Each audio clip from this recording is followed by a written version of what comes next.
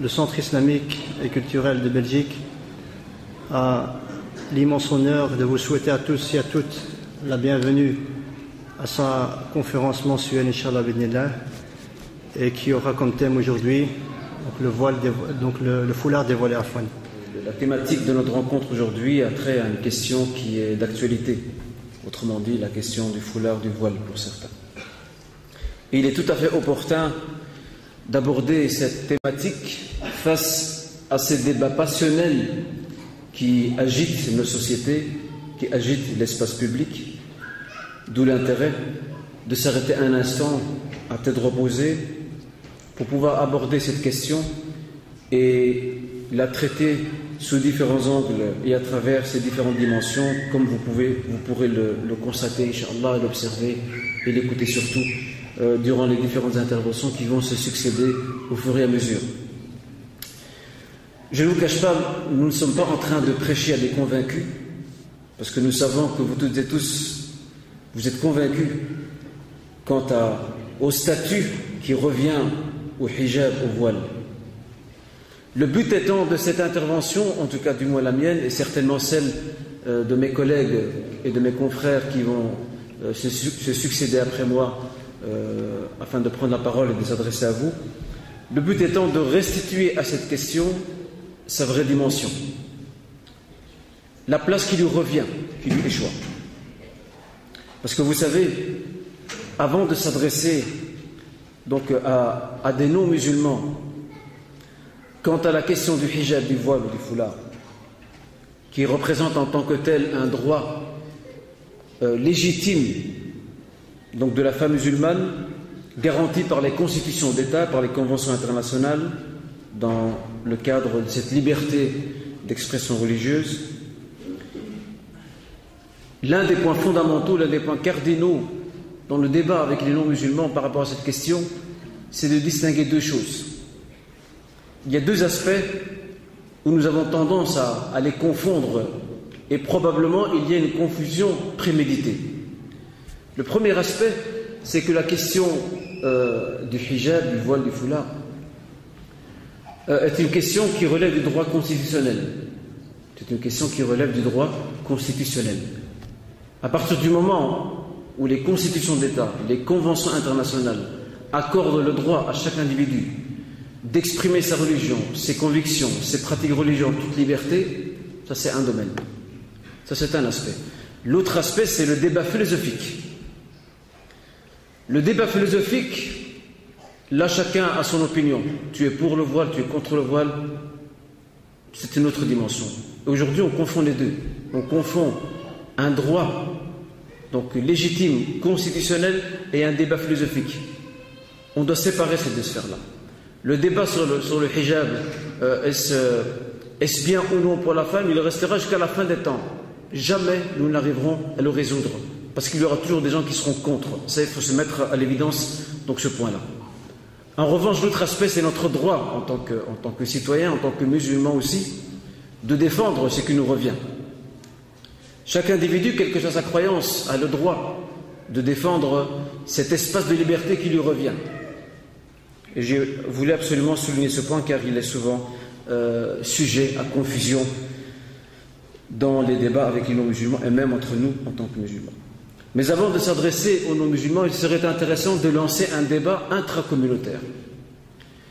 Car malheureusement, nous avons des voix discordantes qui émanent des rangs des musulmans par rapport à cette question.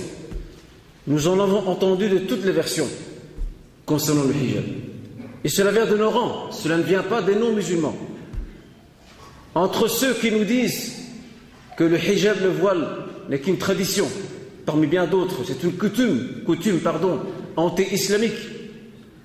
Entre ceux qui disent non, c'était propre aux épouses du prophète, aujourd'hui, il n'est plus question de hijab.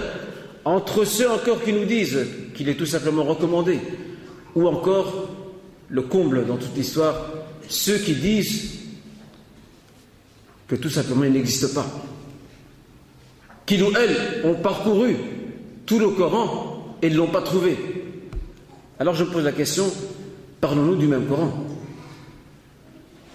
Parlons-nous du même Coran? Ne serait-il pas plus sage d'apporter une correction à ce propos qui est de dire « J'ai parcouru tout le Coran, je n'ai pas trouvé de traces, je n'ai pas trouvé de verset, de référence indiquant l'existence de ce voile, ou du moins son obligation, ou l'inverse, son obligation, du moins son existence. » À la limite, la personne devrait nous dire « J'ai lu un essai de traduction. » Peut-être, c'est possible, que dans un essai de traduction, le terme voile n'ait pas été mentionné, c'est possible, bien que ce soit fort peu probable, parce que la plupart des traductions ou des essais de traduction que nous avons pu parcourir, nous retrouvons le terme voile hijab. Face à ça, il est très important de pouvoir mener ce débat donc intracommunautaire pour pouvoir dégager une position commune. Cette position commune doit être assumée par les institutions qui représentent la communauté. Il est temps d'arrêter de donner la parole dans des questions religieuses à monsieur tout le monde. Ces questions-là doivent être traitées par ceux qui représentent les communautés musulmanes en Europe et en Occident. Et dernier point de cette petite introduction avant d'entrer dans le vif du sujet, c'est de rappeler à nos frères et sœurs que faire prévaloir ses droits est un droit. Faire prévaloir ses droits est un droit, à la condition sine qua non de l'exprimer correctement, en usant des moyens pacifiques et bien sûr conformes à notre éthique. Des moyens légaux et pacifiques qui sont mis à notre service pour exprimer notre droit et pour faire prévaloir notre droit ou nos droits, nous devons les utiliser et y avoir recours, sans violence ni agressivité. Ça ne sert à rien, la violence n'a jamais résolu un problème.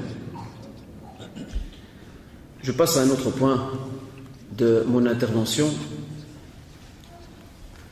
Vous savez, toute personne à la recherche d'une vérité, quelle qu'elle soit, et ici le terme vérité est à prendre avec un petit V, pas un grand V.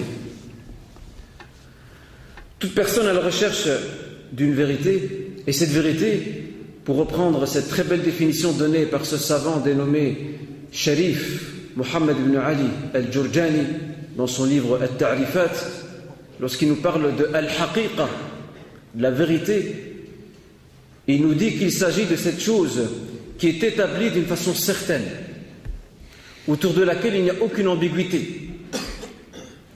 Pour arriver à ça, toute personne qui désire arriver à une vérité quelconque se doit de réunir 3 critères très importants. 3 critères fondamentaux. Le premier de ces critères, c'est de s'affranchir de ses passions.